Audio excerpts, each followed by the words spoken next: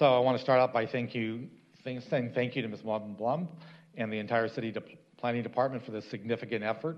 Thank you for the presentation this afternoon.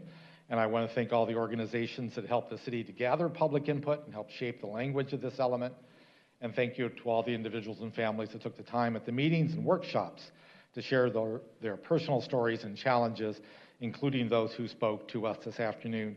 And it's a good reminder, we've got a little one running around chambers about why we're here taking this action today. And while adopting this element is a state requirement, it is still an important step to codify our commitment to addressing environmental harms that affected individuals in the past, affect them today, and will impact new residents moving into the EJ communities. Our environment has an enormous impact on our health. Poor air and water quality can create lifelong health impacts.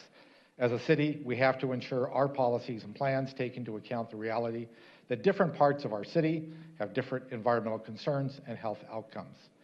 I appreciate the significant series of policies and look forward to the implementation of this efforts. Today is just a starting point. We have a long path ahead of us. One of the elements in the plan is to incentivize affordable homes in high-resource communities. And to me, that is one of the keys. All the mitigation factors that we're going to do as a city, that we're going to do through state and federal agencies, will not happen overnight. It will take a long time to address the air quality and the water quality issues that the EJ communities suffer from. And in the meantime, we have an ambitious housing agenda. Whether it is addressing the housing crisis or the affordable housing crisis, we have some challenges, and we will be continuing to introduce new residents into these areas that everybody is telling us will lead to poor health qualities. And so I struggle with the conversation of how do we do both? How do we create new affordable housing in communities where the land can be a little bit less expensive and therefore easier to accommodate housing, but also be able to tackle the challenges we have in terms of improving their quality of life.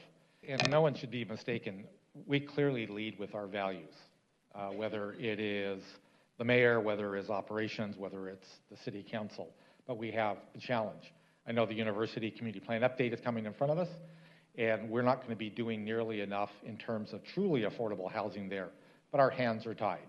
Under state law, we have very limited ability to actually deliver the kind of housing we would love to in an area that has high resources and good air quality.